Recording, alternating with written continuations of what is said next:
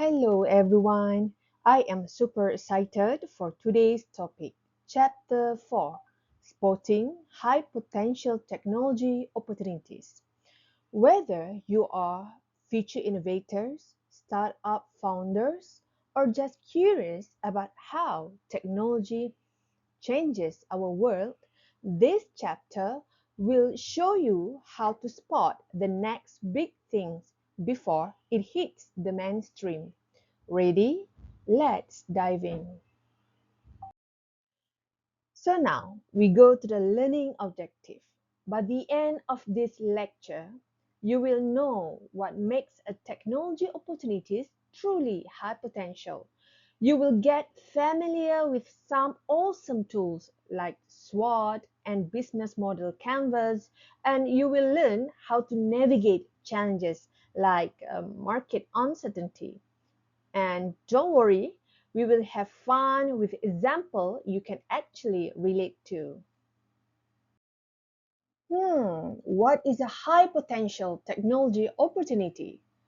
A high potential technology opportunity is not just cool. It solves a big problem, rides on emerging trends, is scalable, and comes at just the right time. Think about TikTok. It hit the market just when people were craving fun, short videos. That's what we mean by timing and trends aligning. If your idea doesn't solve a real problem, it won't go far. For example, ride-hailing apps like Grab or Uber solve the age-old problem of unreliable taxis. Big problem is equal to big impact. Always ask, is this technology really helping someone? Well, class, every time you need to address a significant problem or need, just ask yourself, what is the problem? Is this technology actually relevant and can it really solve the problem we are facing? And does this technology truly fit the current situation and can it effectively solve the problem at hand? Now, class, let's talk about leverages emerging trends. What is mean by trends? Trends are like wave. You want to surf the right one. Artificial intelligence is a perfect example. Imagine building a chatbot that helps students learn languages. It is fast, it is efficient, and totally on trend. That's how trends can turn into business goals. Well, instead of AI technology, which is hot and popular nowadays, we also have a blockchain technology. Do you know what is a blockchain? So blockchain is a special kind of technology that store data safely and make it almost impossible to cheat or change. As you can see, the blockchain technology has been applied in the delivery service. Well, another element of high potentials of technology opportunities is scalable solution. Scalability is the secret sauce behind successful technology. Let's compare two ideas. A food delivery apps, which is add more restaurants and customers and you are set. And there is a smart juice machine for schools, super expensive, high maintenance, limited demand. One scales easily, the others not so much. So this is an example, right? So scalability again is about how easily a technology can grow and handle more users. So as you can see, there's a Food Grab and a Food Panda is kind of an app that has been developed under technology entrepreneurship that have a high technology opportunities, which is it able to produce in a high quantity or in high demand. That is why we call a scalability, which is mean that the technology has grown so much fast and wider. Well, class, this is an example of poor demands. Compare with the applications of GrabFood and applications of Foodpanda. There is a high demand on that applications because it is a kind of technology that people want. But how about the smart juice dispenser machine? Let's say someone created a high technology juice machine for school, but it was too expensive and needed lots of maintenance. And not many schools wanted to buy it, and each machine required a lot of work, which is mean this product cannot go far, cannot grow, and unable to be produced in high scale. So even if more schools showed interest, the company couldn't keep up easily. So it wasn't scalable and didn't get good demand. So it's just a good example to compare which is a high scalability and which technology is a low scalability. Next point is the timing and market readiness. Sometimes a good idea at the wrong time is just a bad business. Zoom was not new when the pandemic hit, but the timing was perfect and boom, it skyrocketed. On the flip side, remember Google Class? Great technology, bad timing. The world was not ready.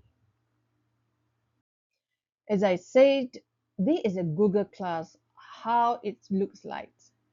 Google Class or Google Glass has been launched at the wrong time. Google Glass looks like a cool idea, which is the glasses with built-in smart features like a camera and display. But when it launched in 2013, people were not comfortable with wearing technology on their face, and there was a lot of privacy concerns.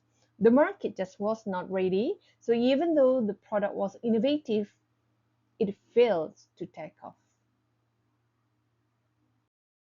Now, let's look at some tools to help you spot opportunities like a professionals. These are your entrepreneurial toolkits. We have tools and framework for spotting opportunities, which consists of business model canvas. We also have tools like SWOT analysis. We also have tools like Porter 5 Forces and also technology readiness level. TRL.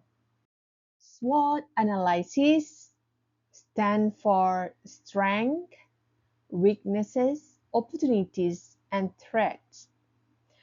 Use this like a mirror to analyze your idea. For example, if you are building a health app, a strength might be your unique algorithm, but a threat could be big players like Apple Health jumping in. So what is a SWOT, which is what is a strength, weaknesses, opportunity, and threats? So based on this figure, we can learn that strength is something that we have identified as a unique features and skill team. That is a strength that can make your business go more further and compete with your competitors. W stands for weaknesses, which is your recognized areas needing improvement, and O opportunities, which is you explore external beneficial factors, and T, which is threats, is assess hindering risks that may harm your business performance. Well, class, the next tool or the second tool that you will learn today is a Potter's Five Forces. Potter's Five Forces is a kind of a tool that help you to check the technology opportunities. It has five forces which consist of threat of substitute, which is mean identify alternative that could replace the product, which is your product. Next is the bargaining power of supplier, which is evaluate supplier control over prices and resources. And you also have the industry rivalry, which is to analyze competition's intensity among existing players. And also the next forces is the bargaining power of customer. Okay, you need to determine customer influence on pricings and term. All right, and next is the threats of new entrants.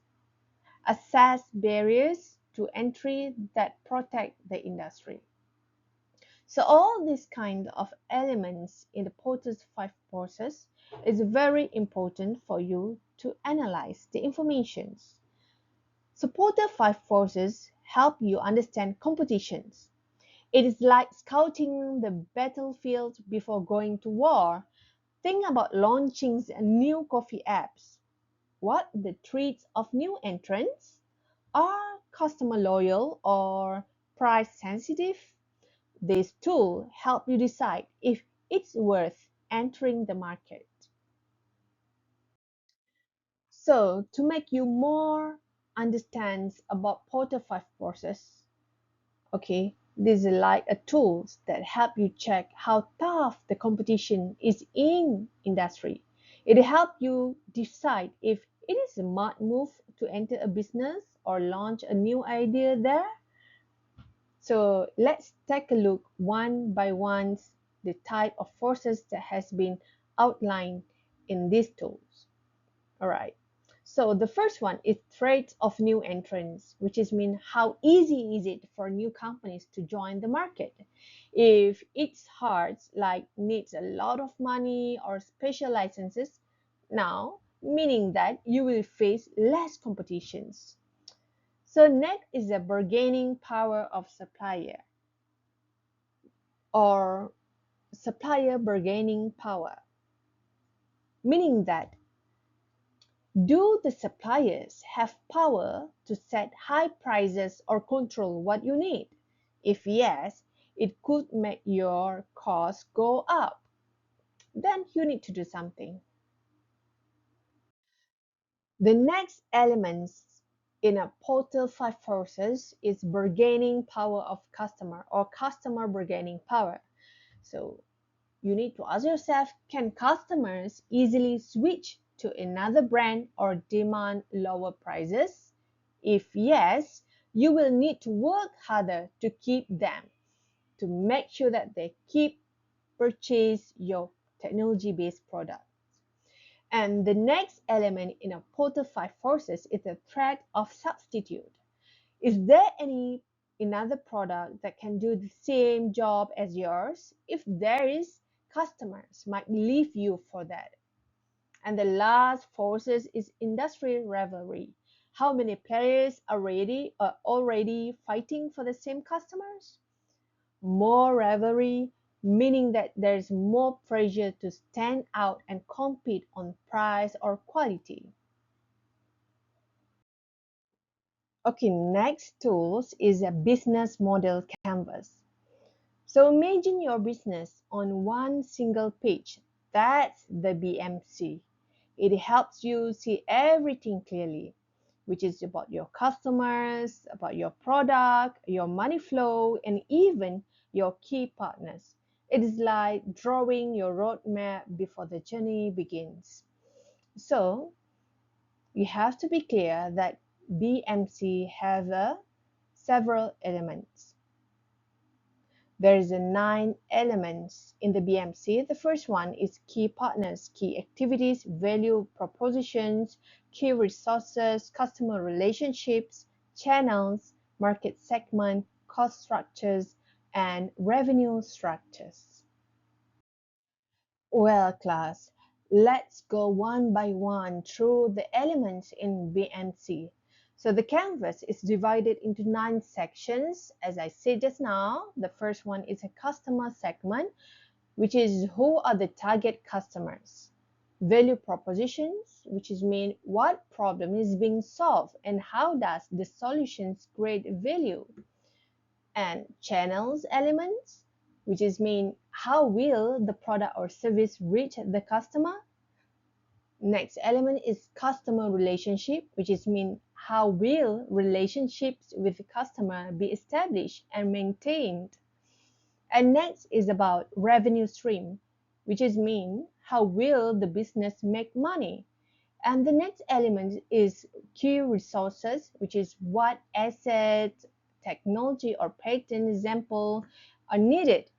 And key activities is what activities are essential to deliver the value proposition that has been stated just now. So, and next element is a key partnership, which is mean what partnerships are crucial for success, such as example, who is a supplier that able to contribute as your partnership, who is your distributors for your technology-based products. So you need to list out in the key partnership elements. And the last element in the BMC is the cost structures, which is mean what are the major costs. So in order to have a good understanding on BMC, I would advise you to look at one by one on the reference of business model canvas that has been provided in the previous slide just now, in order to have a clear figure what is the each of the element is talk about. Well, class, this figure just to illustrate or summarize what we have learned just now, which is it has 9 elements in the BMC, and each of the elements have a specific characteristic that you need to fill up in order to have a big map about your business. We are not done yet. So the next tools after we have learned about a few tools like a Porter 5 process and BMC, and now we go to the technology readiness level. So what is a TRL or technology readiness levels?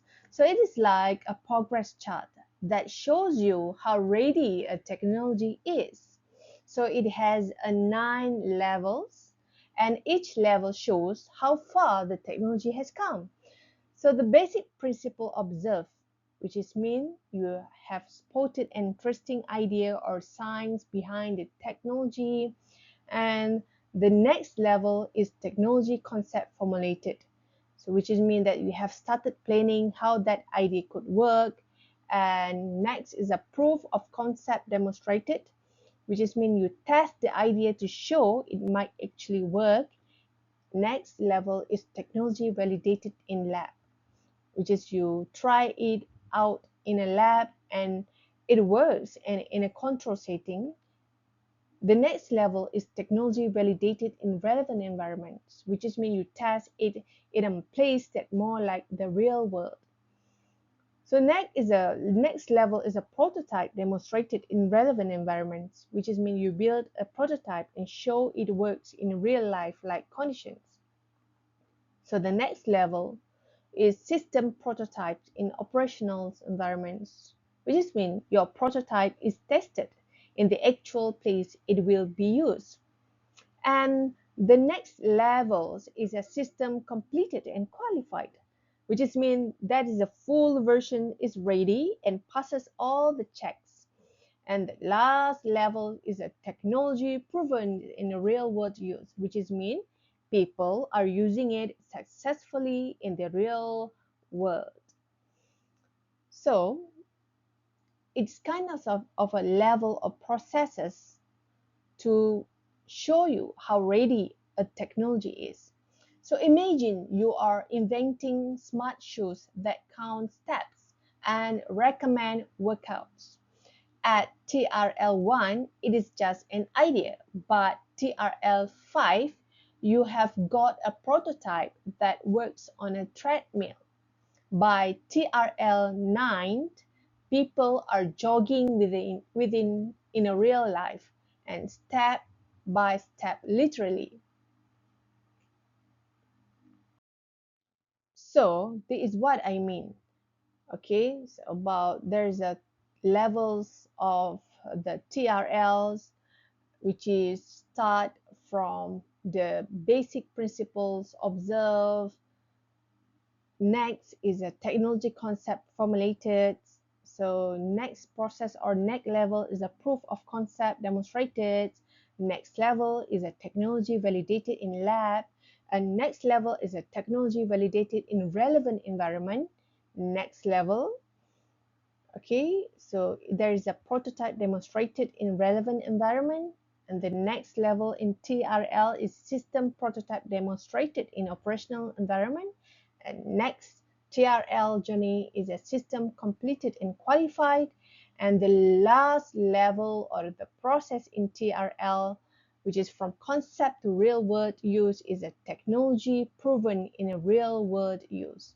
So this is a kind of a process in the technologies process, okay, technology development. So we have to remember each of the process from idea to market.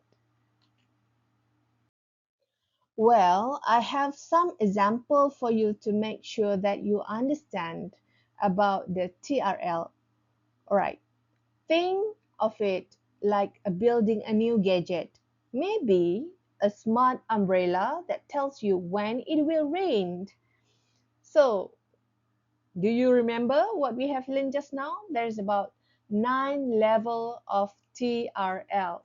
So TRL 1, 2, 3, 4, 5, 6, 7, and 9 is a kind of a level. So the first levels is TRL 1. You still remember what is that? It means like you notice a cool science idea. Easy example, you learn that sensors can detect rain. So TRL number 2, then you come up with a concept. You think, what if I put this sensor in an umbrella?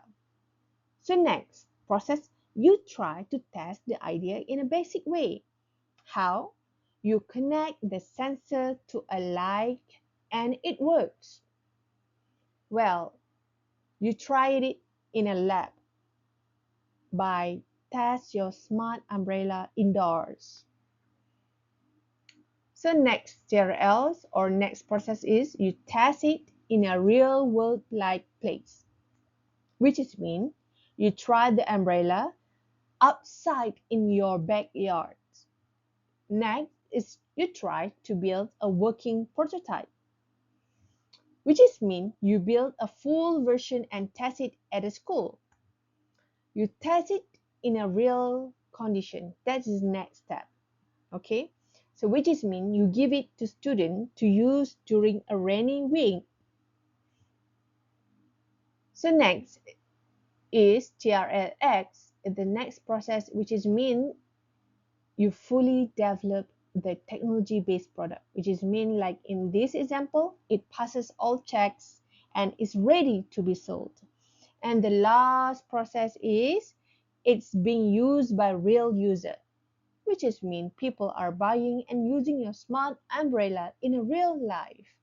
So hopefully that it can help you to have a good understandings about a TRL, which has become a tools to make sure or to determine if this technology have a high potentials of opportunities. So class, it might quite hard for you to remember or to memorize each of the level in the TRL. So let's summarize it. There is a tips for you to remember about the stages in the TRL. So TRL 1 until 3 is like you're doing research and proposing ideas. Well, TRL 4 until 6 is like you're doing assignment and group projects. And TRL 7 until 9 is like applying work in a job. So try to make it easy for you to understand the concept and each level in the TRL. Okay class, now we go to the next slide or next subtopic, which is challenges in sporting opportunities. Sporting goal is not easy. Sometimes you will be ahead of your time or find you don't have enough funds. But remember, challenges are part of the journey. The trick is to keep learning, adapting, and trying. So, part of the challenges in sporting opportunities is a market uncertainty, which is predicting the unpredictable. So, as we all know, technology changes fast. What's hot today might fade tomorrow. Remember Clubhouse? Audio chat was huge for a moment but fizzled. Always test your idea with the real users before going all in. So, in other explanations, market uncertainty, it's hard to know what people we want in the future. Trends change fast, and what's popular today might be forgotten tomorrow. Entrepreneurs need to make smart guesses, but it's never 100% certain. Well, we go to the challenges, next challenges, which is we call it as the overhype trends. Well, some technology trends sounds amazing, but don't actually solve real problem. Just because something is cool doesn't always mean it's useful or will succeed. There is an overhyped trends. It is kind of challenges in spotting technologies opportunities. And the next challenges is resource constraints. It is just such a common challenge for most entrepreneurships. Well, you might have a great idea, but not enough money, time, or team members to make it happen. Many startups face this problem, which is they're working with limited resources while trying to build something big. So the next challenge is the risk of failure, which just means not every idea works out, and that's okay. Failure is part of the journey. The key is to learn from it and improve your next move. Well, class, every inventor has failed more than once. Even Elon Musk had rockets explode. What matters is learning. If an app fails, ask why. Maybe it was timing, maybe design. Well, fail fast, learn faster. So, class, as I can say it here, is technology opportunity spotting is a mix of science, it's kind of strategy and storytelling. Always ask, what problem am I solving? Is the world ready for it? Can it grow? So, thank you for joining me. Your big idea might be the next technology revolution. Remember this class? Stay curious and keep building. Thank you and bye bye.